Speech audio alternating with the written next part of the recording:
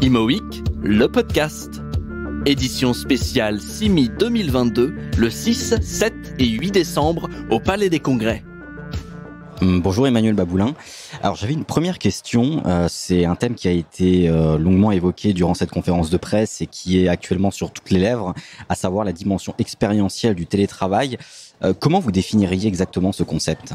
Du travail, parce que le travail hybride est rentré aujourd'hui dans les mœurs, donc chaque collaborateur use au cours d'une semaine de deux typologies de travail, du télétravail, donc chez lui ou dans des tiers-lieux ou dans des espaces de coworking, et d'autres au niveau du bureau. Et aujourd'hui, le vrai sujet, c'est de savoir quelle est la meilleure expérience, à la fois chez lui, en télétravail, parce qu'il faut pouvoir lui donner toute la possibilité d'exercer assez correctement et dans de bonnes conditions son travail, et après vivre une expérience au bureau, dans l'immobilier classique, j'allais dire, qui a retrouvé qui a une toute nouvelle forme aujourd'hui, puisque les espaces de travail qui reçoivent ces collaborateurs doivent leur faire vivre une nouvelle expérience quand ils reviennent au bureau. D'abord, il faut qu'ils aient envie d'y revenir, et pour ce faire, il faut que les locaux puissent être particulièrement accueillants et totalement adaptés à ce nouveau typologie hybride de travail. Justement, vous parlez des locaux. En termes d'immobilier, qu'est-ce que cela engendre de façon concrète ? On parle souvent de smart building, on parle de nouvelles reconfigurations pour que les personnes qui se rendent au travail, entre guillemets, prennent plaisir à y aller, que ce ne soit plus, entre guillemets, le bureau traditionnel. Voilà, comment vous définiriez justement cette transformation par rapport à l'immobilier de travail, en tout cas par rapport à l'immobilier tertiaire ? Alors moi, j'ai l'habitude de dire qu'il faut que maintenant que le bureau soit mieux qu'à la maison. Avant, on avait la grande mode du travail, du bureau comme à la maison. On a vu arriver des baby-foot, des super services de restauration, etc. Maintenant, il faut qu'il soit mieux qu'à la maison. Il faut que quand le collaborateur vienne au bureau, il y trouve tous les espaces dont il a besoin et qu'il n'a pas chez lui. Donc pas le simple poste de travail qu'il a chez lui par définition, et quand il revient au bureau, il faut qu'il puisse trouver les endroits de convivialité, de créativité, de rencontre avec ses collaborateurs, avec ses collègues, avec ses managers.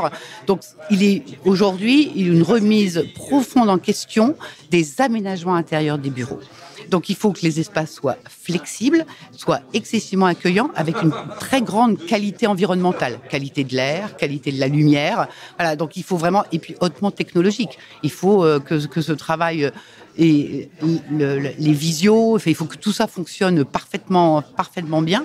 Donc il faut que tous les services soient réunis dans un seul lieu et que le collaborateur qui y vient s'y sente bien et trouve à l'usage qu'il a à en faire tous les endroits possibles et disponibles, et surtout disponibles.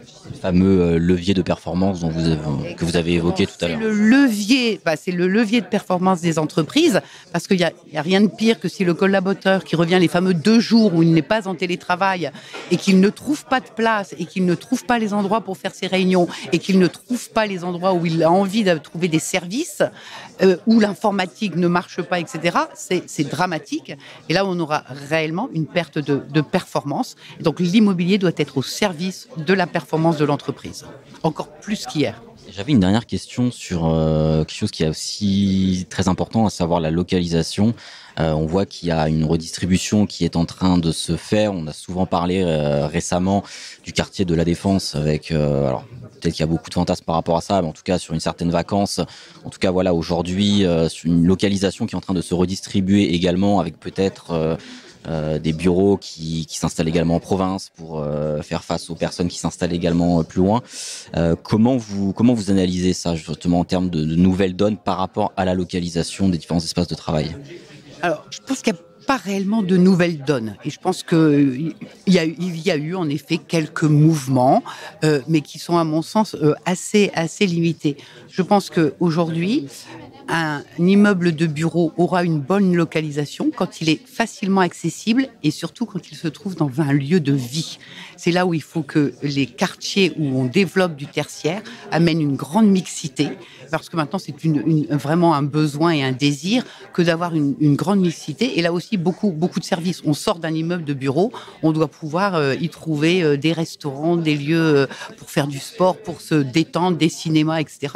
Donc, et c'est pour ça le syndrome de la Défense, c'est que aujourd'hui, la Défense était essentiellement tertiaire, mais j'allais dire fait une vraie révolution, hein, en amenant déjà beaucoup d'espaces verts, une déminéralisation, donc des grands espaces verts avec des parcours sportifs, etc. Beaucoup d'offres de restauration et de café, etc.